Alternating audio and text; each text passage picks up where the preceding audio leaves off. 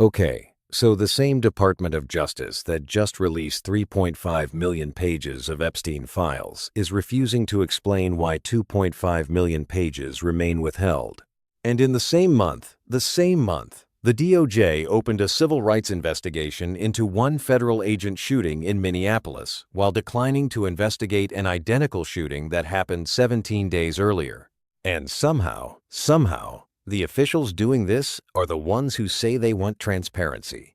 So this past January 30th, the Department of Justice held a press conference. That is the event where they announce what documents actually get released and what stays classified. And two separate categories of evidence came up at the same time. One batch of files showing flight logs and witness testimony, and another batch showing financial records and communications that remain entirely redacted. Deputy Attorney General Todd Blanche spent his time explaining the release without addressing the gap. And what came out of that press conference is one of the clearest illustrations of what this department is actually doing versus what the Epstein Files Transparency Act required them to do. Take a look at the numbers. And as usual, I'll give you the document breakdown later at the end. But first, let me show you what the files actually contain. Your statements. I'm going to defer my questions. And Mr. Scott, I wonder if Mr. Scott has no questions. Mr. McGovern, you're recognized. So I have two sets of questions, Madam Chair, because we have two bills coming up here at once. So let me start with the D.C. bill. Chairman Comer, has your committee held a hearing or a markup on this measure?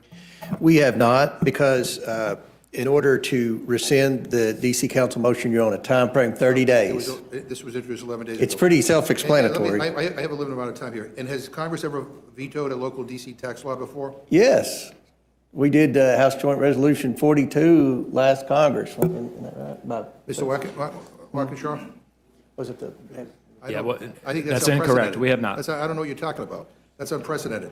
So since this measure has received zero public consideration by the U.S. Congress, and you want the House to vote on it this week, and Congress has never interfered with a local D.C. tax law before, let's at least spend a few minutes evaluating what it would do. Can you tell me the size of D.C.'s budget for fiscal year 2026? It's $22 billion. Okay. And how much of that is covered by the projected revenue raised from D.C., from local D.C. taxes? We've worked very closely on the Oversight Committee with Mayor Bowser in trying to recruit industry. The answer is $13 billion. And private investment. Yeah. And what is D.C.'s capital budget for fiscal year 2026, which is used to invest in things like the metro, public schools, and public infrastructure? I'll have to go through my notes. It may take a minute. $2.6 billion. How have D.C. revenue projections over the next 4 years been impacted by the mass layoffs of federal employees by the Trump administration? Do you know, Mr.? They've been negatively impacted. Yeah, we're told, we're. All I know, Mr. McGovern, is we've worked with the mayor to try to get the federal employees back to work, something that she supported. Revenue estimates were revised downward by $1 billion. So if we overturn D.C.'s new tax law, do you know what the fiscal impact of that decision will be on D.C.'s budget? I mean, according to D.C.'s chief financial officer, that would blow a $600 million hole in the budget. And, I raise these issues, and again, I agree, that if you really want to micromanage D.C., you should run for city council, because clearly, I don't think, you're coming here knowing the first thing about D.C.'s budget process and fiscal situation, and I think Republicans in Congress think they know better than D.C.'s elected officials about these very technical local tax and budget decisions, but blowing a huge hole in their budget, seriously?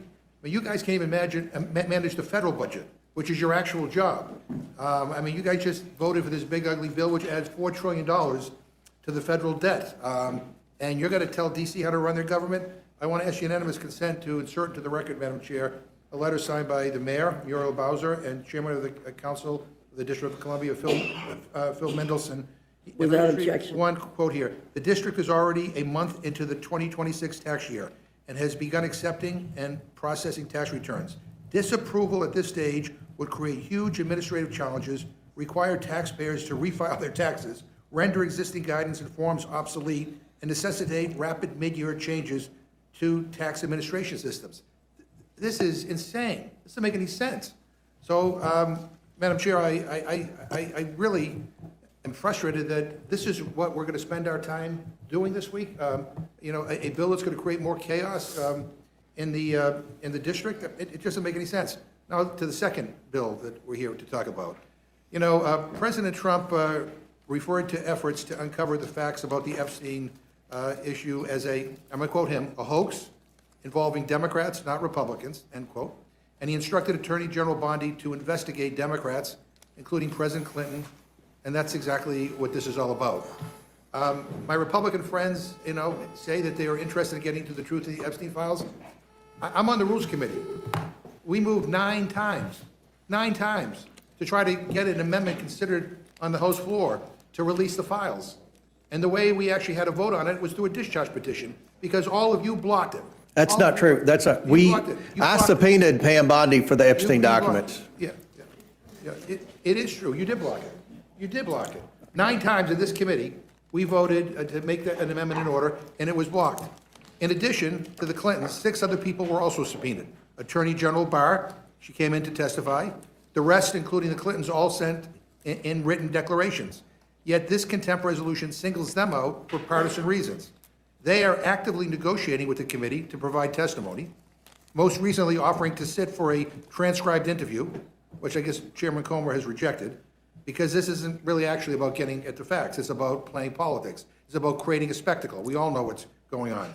Mr. Walkinshaw, isn't this just a political exercise to change the subject away from Trump's involvement in the Epstein files? By the way, the incomplete release of the Epstein files up to this point, Donald Trump has mentioned 5,391 times. 5,391 times. Yeah. And not one word about even asking the president to voluntarily come up and answer questions, but I'll yield to you. I think it's really important to remind the American people about the timeline of President Trump's involvement here. We all know he ran for the presidency in 2024, saying he was going to release the files. Shortly after being sworn in, his attorney general claimed to have a binder with the client list, and she was going to release the files. At some point, very quickly, President Trump changed his tune. He started doing everything in his power to prevent the release of the files.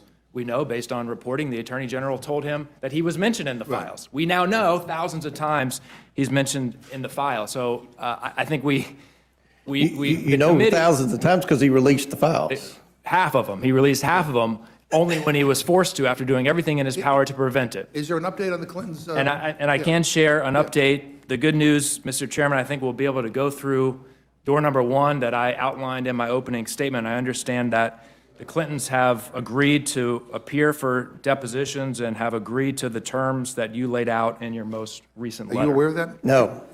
Well, if that's the case. Somehow the media and the Democrats get the correspondence way before we do. My understanding is that their attorneys reached out to you. Your staff has it, Mr. Chairman. You better check with your staff. But if that's the case, why are we doing this then? If the staff has it, they just got it, because we've been in there waiting for you all to stop talking on the last bill so we could present this bill. And look, you can multitask. transcribed, You don't have they to. rejected a transcribed, he wanted a transcribed interview. The difference in a transcribed interview and deposition, you don't have to answer the questions in a transcribed interview. Right, but They've agreed to the terms in your letter, I would Mr. suggest Chairman. that you consult with your staff. Maybe Mr. Walkinshaw can maybe make sure that you're. Yeah, we'll make sure you my get it. understanding is that your staff has been notified of this. If they've been notified, it's been in the last 15 minutes. Mr. Correct. Mr. McGovern, it just has come out in the last, I just received a note. In the on it. last 2 In the minutes. last- Right, well, then, Yeah. can we save it? Can we save all? No, just because we're right, going to well, have to review this and look at this. And look, this sets a bad precedent. So every time we issue a subpoena, and what Mr. Walkinshaw does not say is the Democrats made the motion for all these subpoenas. This was a Democrat motion, and a majority of the Democrats on the committee voted for we this wanna subpoena. hear from everyone. So you're trying to say it's wanna hear from partisan, everyone. and it's not Reclaim partisan. my time, Madam Chair. It's bipartisan. So, in other words, you're getting everything you want, but you still want to go ahead with the show. You're talking this about is- something nobody's this is even read yet, this is Mr. McGovern. All right, let me, so in the recent DOJ release of the Epstein files, there appears to be far more information of prominent people in Epstein's circle, including Donald Trump, Melania Trump, Elon Musk, and Howard Lutnick. Chairman Comer, do you know if top Trump advisor Elon Musk ever went to Epstein's Rape Island? I haven't seen any evidence that he had. Do you know? But Trump- look, if anybody that's been to the island, especially if I they went to the reclaim my island time. after he's convicted, Madam Chair, we're interested in I talking to reclaim my them. time. Do you know if Trump advisor Steve Bannon ever went to Epstein's rape? I don't keep up with Steve Yes, sir. Bannon. All right, do you know if Trump's Commerce Secretary, Howard Lutnick, ever went to Epstein's rape island? He has said he went to the island with his wife and kids and would never go back. He went somewhere. I don't know if it's an island, but he went somewhere with Epstein. He said that before. So you don't want to subpoena them? Or don't you care to learn if they? I've subpoenaed the former Republican Attorney General Bill Barr for a hard-hitting deposition, and we subpoenaed Alex Acosta, who served in the Trump administration. subpoena anything? How many Republicans did Jamie Raskin subpoena when he has? How many the answer is Republicans no. did the The answer Democrats is no. You don't subpoena? care. This is a bipartisan investigation. That's why a majority of Democrats on the Oversight Committee voted for this. It's my time, Mr. Chair. Chairman, You can spread all the propaganda you want in your committee, but it's my time in this committee, and I'm asking the questions. So the answer is no, that you're not going to subpoena. I don't even know what the question is. It was very, are you going to subpoena Howard Lutnick or Steve Bannon or Elon Musk? We'll subpoena anyone that the evidence leads us Is that to. yes? If the evidence, we'll talk about it with the committee. We don't just pull subpoenas out of our butts Chairman- like Jamie Raskin I would reclaim do. my time. Chairman Comer, the Oversight Committee issued a subpoena to Attorney General Bondi more than 5 months ago. I subpoenaed Pam Bondi for requiring her to the produce- Epstein Excuse me, documents. Madam Chair, can you muzzle the witness, please? I mean, Chairman Comer, the Oversight Committee issued a subpoena to Attorney General Bondi more than 5 months ago, requiring her to produce all of the Epstein files to Congress by August 19th, 2025. Yes or no? As of right now, has Attorney General Bondi fully complied with the subpoena? We're still reviewing the 3 million documents to see if that's all of the So answer documents or is not. no. Mr. It's important. Just 1 minute, if I could. I'm going to ask you all not to talk over each other, but I do have a question something I'd like to ask, if you'd let me real Absolutely. quickly. I'm happy to Yeah, real yield to the quickly. chair. Thank you. People keep saying, have all the files been released? Does somebody have a total? No. Of the files? How is anybody ever going to know how many files? Madam there Chair, are? when this started, Mr. 5 or 6 Walker- months ago, it was suggested that there were between 100 and 300,000 files. We've already had released over 3.1 million files. Okay, now, Mr. Mr. McGovern. Walkinshaw, why don't you respond, The please? direct answer to your question, Madam Chairwoman, is yes, we do have a number. And we have a number because the Trump administration, the Deputy Attorney General, Todd Blanche, said there are 6 million files. They collected 6 million files. Now, he says they over-collected, so they've only released 3 million. The law does not allow them to subjectively determine that 3 million of the Epstein files that are in his possession, which he said were over-collected. Mr. McGovern, though, asked a question about the Oversight Committee's subpoena and the Attorney General's compliance with that subpoena. That's separate from the release of files that we've seen publicly, because the Oversight Committee's subpoena does not have the same list of allowed redactions that the legislation that we all voted for has. She's produced to this committee only 30,000 pages of documents, not 3 million, not 6 million. She's out of compliance with the subpoena and not following the law requiring the release of all 6 million documents. But can we talk about this? I'm Absolutely. interested in getting I to am a too. number. So, well, I'm curious, okay, so she's released over 3 million, you said, Mr. She Chairman. just released 3 million in addition to the I don't know, 30-some thousand a few months ago. And Mr. McGovern, you said we know the number? Is that what you said? Mr. The Deputy Attorney General, Todd Blanche, President Trump's former Right. personal lawyer, said that there are 6 million files. He's choosing to release only 3 million, and he's choosing to heavily redact that 3 million. So should we hold Pam Bondi in contempt? She is turning over documents, and what they said is they turned over documents, every document that they're legally required to turn over, I don't think she's complying with the subpoena. that She's they're certainly not complying with the law. allowed by law to turn over. Well, all right. There's still investigations, there's class action lawsuits, there's a lot of legal stuff still taking place with this, but we want the documents. We want everything. We're reviewing the 3 million. I don't think anybody can say with honesty they've read all 3 million of them. We're pouring through them as quick as we can. I'm worried about the 3 million that haven't been released. And do we know what's in those 3 million pages that haven't been released? We do not know. Have we heard from Have you, because I've been reading the public, I've been reading public statements, but I want to know whether you have heard from Epstein's victims and survivors about the recent release by DOJ? Have you heard of some of the concern of some of the survivors who believe that DOJ is deliberately releasing personal information about them? See, that's... And while at the same time protecting the men that abuse these women? You want to, It's deeply concerning. I mean, look, the most recent release, we heard from the Department of Justice that they couldn't follow the law because they were taking so much time to carefully scrutinize the files and ensure they did the appropriate redactions to protect the survivors. And then we hear from survivor after survivor after survivor after survivor who was revealed in the release. So they delayed the release to protect the survivors, so they say, and then they failed to protect the survivors when they released half of the files of the law. And the requires. interesting thing is that the names that really weren't released are the perpetrators, are the people who abused these women. So we, again, they victimized, again, the survivors, and they're protecting the people, who abused them. I got to say that, Republicans on the Oversight Committee have moved swiftly to hold the Clintons And Democrats. in criminal contempt. Yet several Republican members of the Oversight Committee notably refused to comply with congressional subpoenas from the January 6th committee. Maybe, Chairman Comer, do you think your own members should have been held in contempt and prosecuted? So I'm glad you asked that question, because there's been a lot of speculation in our Minnesota fraud investigation that there may be a Democrat member from Minnesota that net worth has significantly increased. What we found out, we can't investigate other members. That has to be the ethics committee. So if there was an issue with the January 6th committee subpoenaing members of Congress, which I've been told we're not supposed to do, then they should take it up with the ethics committee, because that's their sole purpose, is to investigate other members. Yeah, so I'm just wondering whether we should recess for 5 or 10 minutes so that you can figure out what the Clinton development is, so we maybe can save ourselves a whole bunch of time. Well, may I ask you a question, Mr. McGovern? Is this going to be the standard practice every time we issue a subpoena? Whoever's in charge, Democrats, Republicans, whoever's in control, every time you issue a subpoena, letting them stonewall for 5 months and then prove that you've got the votes on the floor in a bipartisan fashion to hold them in contempt? No, I think what the danger here is that the Clintons weren't negotiating in good faith, and you jumped to this. For 5 months? Just say, we have seen Chairman Comer has repeatedly moved the goalposts here. Oh, that's At our bullcrap. That is markup- not it's true. my You've time. been here 3 You weren't weeks. asked a You don't- question. hey, that's You not weren't true, asked a Madam question, Chair. Mr. Chairman. At our markup, the chairman. Reporters can't hear you, so, just a moment.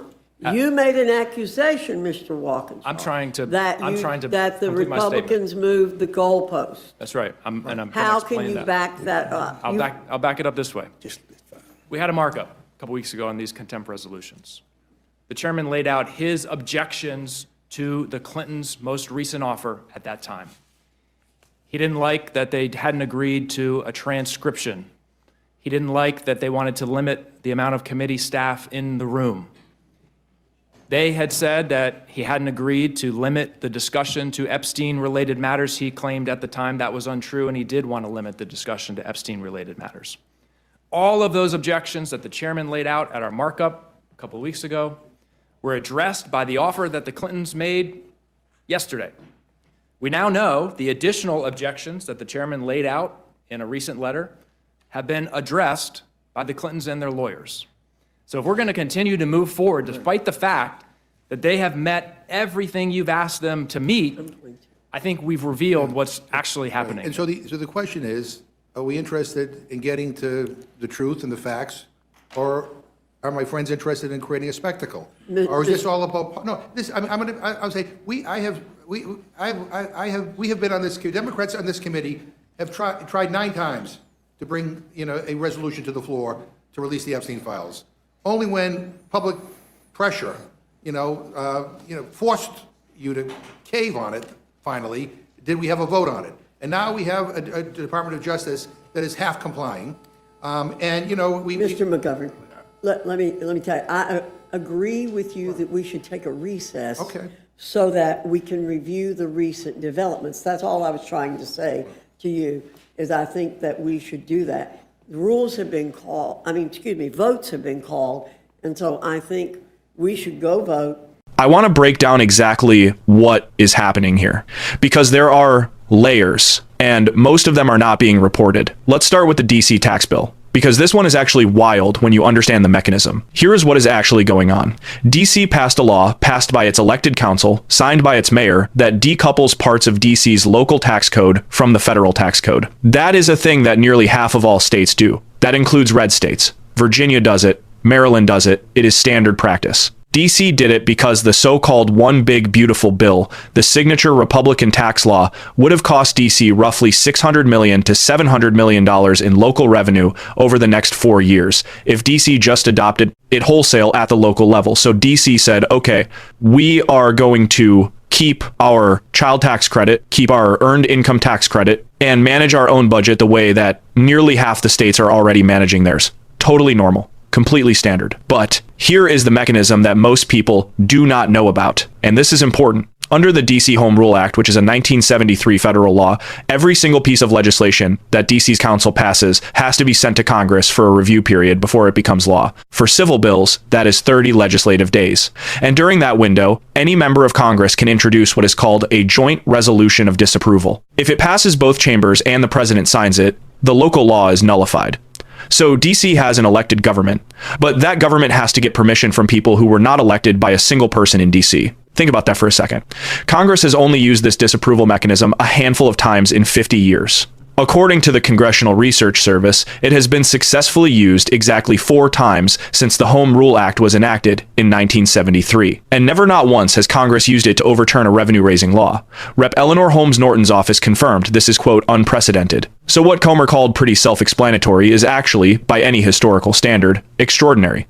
And the person most affected? DC's chief financial officer, who Comer himself acknowledged said this would blow a $600 million hole in the budget. You do not usually admit the thing you are about to vote for will financially devastate the place you are voting against. But here we are. Now, and this is where it gets really uncomfortable, let's talk about the Epstein piece. And I want you to hold on to one number while I explain this. The number is approximately 33,000. That is how many pages of documents Attorney General Pam Bondi has actually produced to the Oversight Committee in response to their subpoena, which was issued on August 5th, 2025. That subpoena required full compliance by August 19th. It is now February of 2026. She is 5 months late. According to Rep. Summerlee, and this is from an official congressional statement the DOJ has handed over, quote, 1% of the files. 1%. Meanwhile, the Clintons are being held in contempt for not sitting for depositions fast enough. You know that scene in a movie where someone gets pulled over for going 5 miles over the speed limit while a semi-truck blows past doing 90? Yeah, that is this.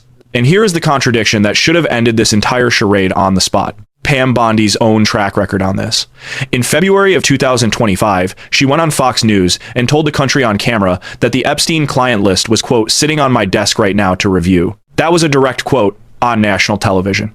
Then, in July of 2025, the DOJ released a memo saying there was no client list. It did not exist. According to CNN reporting, this was described as a public walkback of a theory that the Trump administration had helped promote. Even Trump's own chief of staff, Susie Wiles, told Vanity Fair that Bondi completely whiffed on the whole thing, and this is a direct quote from Wiles. There is no client list, and it sure as hell wasn't on her desk. So the Attorney General of the United States either lied to the American public on national television, or she did not know what was on her own desk. Those are the only 2 options. Pick your favorite. And now this same Attorney General is the one who is supposed to prosecute the Clintons if Congress holds them in criminal contempt. That is how the mechanism works. A criminal contempt referral goes to the DOJ for prosecution. The DOJ, Pam Bondi's DOJ, the DOJ that has been 5 months late on its own subpoena. I could not write this if I tried, and I write scripts for a living. Here is the thing you can tell people when this comes up. The Oversight Committee subpoenaed 10 people. The Clintons are 2 of them. 8 others were also subpoenaed, including former Republican Attorneys General Bill Barr and Jeff Sessions. According to ABC News reporting, Comer has not pushed to hold any of those other witnesses in contempt, and critically has made no public threats against the DOJ for failing to produce its own documents.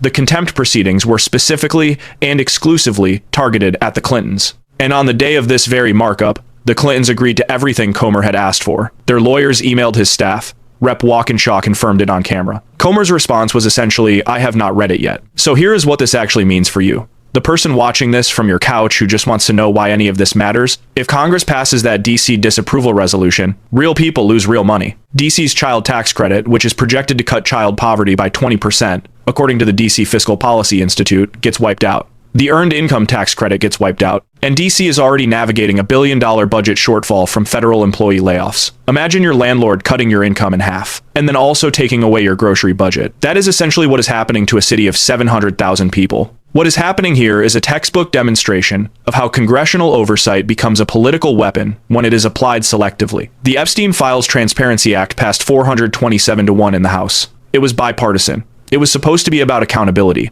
And now, the mechanism designed to enforce that accountability, the subpoena power, is being used against the people the administration wants held accountable, while the administration's own noncompliance goes completely unchallenged. Rep. Ro Khanna and Rep. Thomas Massie, a Democrat and a Republican, have both publicly called for holding Bondi in contempt. According to Fortune's reporting, they were drafting inherent contempt charges together. And in fact, when Rep. Summer Lee introduced an amendment to hold Bondi in contempt at the Oversight Committee markup on January 21st, it failed along party lines, 19-24. The Rules Committee markup this past Monday was a separate proceeding, the step that would have sent the Clinton contempt resolutions to the full House floor. But the same dynamic played out. No Republican moved to hold Pam Bondi to the same standard. And for what? What is this actually for? The stated reason is accountability, getting the truth about Epstein. But the Clintons have been out of office for over a decade. Neither has been accused of wrongdoing. No survivor has ever made a public allegation against either of them in connection to Epstein. And the person who has been mentioned, according to a New York Times review, more than 38,000 times across 5,300 files in the latest DOJ release, that is not a Clinton. That is the current president of the United States. And not one motion has been made to ask him to voluntarily testify. Not one. There is not a single expert clip here. But I want to point you to something that matters. Attorney Brad Edwards, who represents more than 200 Epstein survivors, and his co-counsel reported thousands of redaction failures on behalf of nearly 100 individual survivors in the DOJ's January 30th release. A Wall Street Journal review found at least 43 victim names left completely unredacted, including more than 24 who were minors at the time they were abused. The lawyers wrote to federal judges that this was, quote, the single most egregious violation of victim privacy in one day in United States history. And Deputy AG Todd Blanche's response was that the errors affected 0.001% of all the materials. So the DOJ's position is basically, we expose the identities of dozens of child abuse survivors, but statistically speaking, it was a rounding error, and somehow the Clintons are the ones in contempt proceedings. As of today, the Clintons have agreed to appear for depositions on terms that Rep. Walkinshaw confirmed met every condition Comer laid out. The Rules Committee suspended consideration of the contempt resolutions Monday night after that agreement came in. Pam Bondi has produced 1% of the documents required by the Oversight Committee's subpoena. Approximately 2.5 million of the roughly 6 million Epstein files identified by Deputy AG Todd Blanche remain unreleased. This is not about the Clintons, and it is not really about Epstein either, not in the way anyone pretends it is. This is about who gets held accountable and who does not. And the answer to that question, in this Congress, in this moment, is not complicated. It is not a mystery. It is a choice. A deliberate, documented, on-the-record choice about whose non-compliance counts and whose does not. The people who are supposed to be the ones enforcing the law are the ones breaking it the loudest. And the people who are supposed to be investigating are the ones deciding in real time, on camera, who the investigation is actually about. That is not a conspiracy theory. That is just what happened in that room on Monday. And it is on video. Before you go, if this breakdown helped you see what's really going on, make sure you like the video. Subscribe so you don't miss the next deep dive. Turn on notifications so you're the first to know when we post. And share this with someone else who deserves the full story, not the spin.